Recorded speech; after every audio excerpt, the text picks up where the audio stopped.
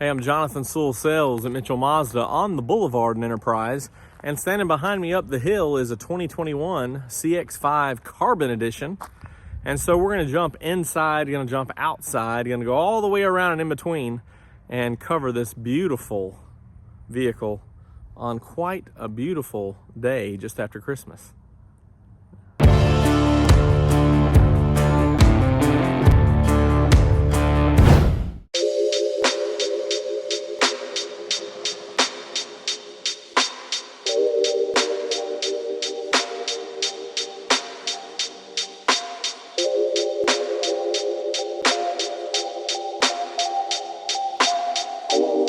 All right, let's get started on this beautiful vehicle. So this is the Carbon Edition, which is basically a one trim, one package, no options other than the engine and the drivetrain as far as all-wheel drive or front-wheel drive. This is a front-wheel drive vehicle with the 2.5 naturally aspirated engine. So it's got the same features as we covered on the turbo. And that's linked up in the cards if you wanted to look at those engine differences. So you do have a 19-inch alloy blacked out as part of the Carbon, the black edition.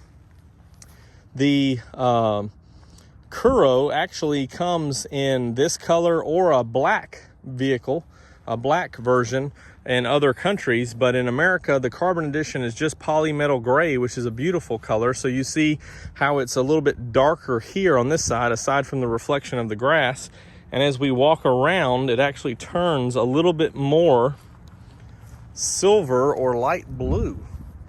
So a beautiful gray color, and to match the black wheels you do have the black mirror caps up there. And then this signature wing is a little bit darker as well than the standard chrome. And then you have a unique grille, which is gloss black, but it's a longer, instead of a horizontal look, it's a longer vertical look. So a unique grille, which is very nice. Of course, this is based on a Touring. So you do have LED lights. These are auto leveling LED and projector beam. So very nice.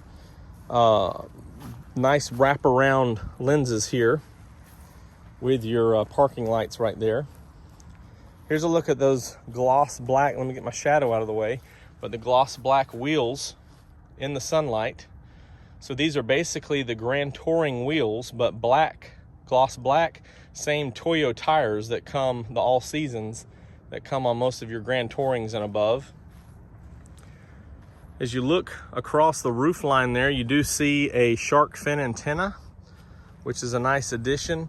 And I've opted not to put any of the chrome roof rails on these Carbons because it's chrome and we're trying to minimize the amount of chrome.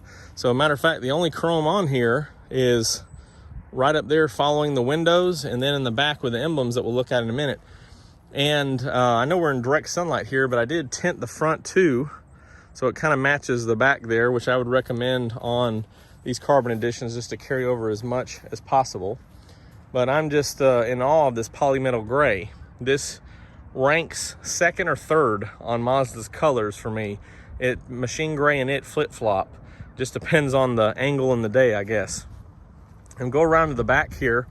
Here's the emblems I was talking about in chrome. Then you have this logo back here in chrome. Dual exhaust, the same exhaust tips, same setup as the turbo. So no differences between the normal or turbo engines like we see on some of the other vehicles. And of course the SkyActiv G badge lets you know that it is the naturally aspirated.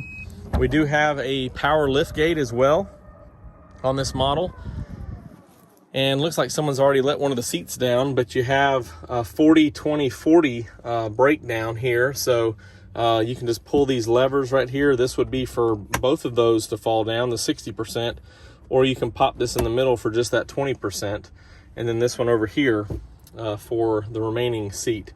So we'll push those up in a minute when we go over the back seat.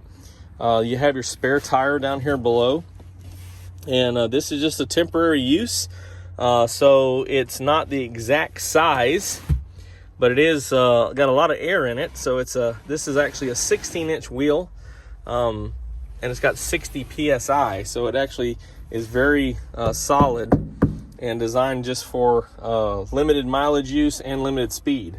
But fortunately, you have the Mazda roadside assistance for any type of help you may need with situations that come up. Also have a little bit of storage here on both sides that pops out, and of course the front license plate bracket. You can see also the 3 top tether positions here in the back of the seats. Let me make sure you see that. 1, 2, and 3. And we'll see on the front, but you just have anchors on these 2 outboard for car seats. Go ahead and set that back down. These are just reflectors on the back. I know they have some accessories, but usually to light that up, you'd have to splice into the factory wires, which I'm never a fan of. So you just have to use your best judgment there. Here's another look at the tire and wheel. And here's a look with your advanced keyless entry system with a push button. Everything's pretty much the same as the Touring,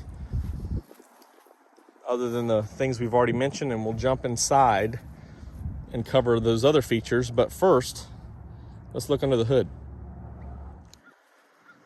Okay, here is the SkyActiv G. So the first thing you're gonna notice is a little bit of a difference in this engine cover here, especially in this font from the turbo. Also, where the turbo would sit, there's a big hole, leads right back there to the exhaust instead of having that extra hardware. And your big wiring harness that was over here is not needed on this engine. You still have your clear fluid containers. So here's your coolant, there's your brake fluid, battery all hugged up tight, air box, fuse box. As we come around and look, a little bit more space, but very similar. Of course, as you look underneath here, you can see in this unibody design how it's wider up here and gets stronger and smaller as it goes. So it has a lot of surface area right here for any type of upfront collision. And then these brake points, of course, are designed to give a little bit, but this is a little bit of a safety system here with your crumple zones, of course.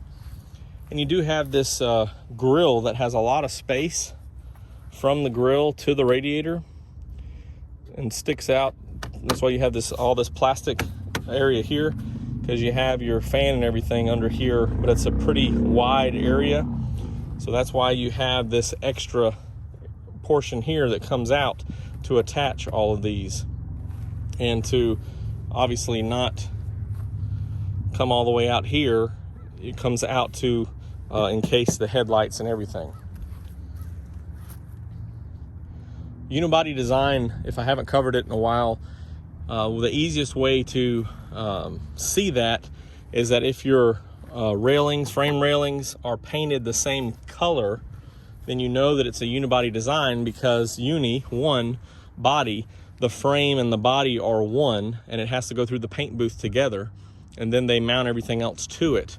Whereas to contrast, a body on frame design would be where this body is bolted on the frame underneath. Now, Mazda does not currently in America make a body on frame vehicle. So you typically see this in smaller SUVs and sedans, cars, and of course the Miata. So there's no Mazdas without the body on, or without the unibody design. Now I'm getting twisted up. So that's one thing that gets better fuel economy, a tighter feel because it's multiple welds instead of just bolted, and you don't need as much flex on a unibody design as you do on a body on frame. Now, again, body on frame would be larger SUVs, full size trucks, and the purpose of that, of course, is that you have heavy engines, diesels, and bigger engines up front here. So you have more of like a ladder type to mount that and keep it sturdy so it doesn't shake the whole thing. Then over the top, you would want it to be a little bit more giving in the ride for passengers. And then in the back, if you're hauling things in a bed or towing things, you need a lot of flexibility back there, because you're gonna have, you know, different bumps and different things. As I was saying before, a unibody is you want it more sturdy, easier to steer, better driving dynamics. Also better fuel economy, because most unibodies are front wheel drive. You can also get them in rear wheel drive. However, it's just a better handling vehicle and not as heavy a feel as those body on frame vehicles. So Mazda's done the research, spent the time, and it's one way to achieve that emotion and that joy of driving in a unibody design vehicle. Here's the inside, and it's kind of hard to see at this angle, but there it is, the beautiful, get the shadow out of the way, the beautiful red interior. Of course, it doesn't carry into the door panels, but you do have this red stitching and this unique design right here, which is pretty neat. But let me fix this seat and open this up. So there's a look at the back seat, as you can see, and the front seat. So you can see that red, which again, polymetal gray exterior, red leather inside for now. And then they're gonna make black available, and I have one black, I think it's being assembled right now. So we'll get back to the back seat in just a minute. Up front here, we do have a leather wrap steering wheel, again, that is carried over from the Touring, but this one has red stitches in it, so very nice, and I think this will look fantastic with the black leather with the red stitching. Same steering wheel design. Again, like the Touring, you have your LCD control over here. Also have your heated seats and dual air. Big 10.25 inch screen. Let's just crank that up real quick.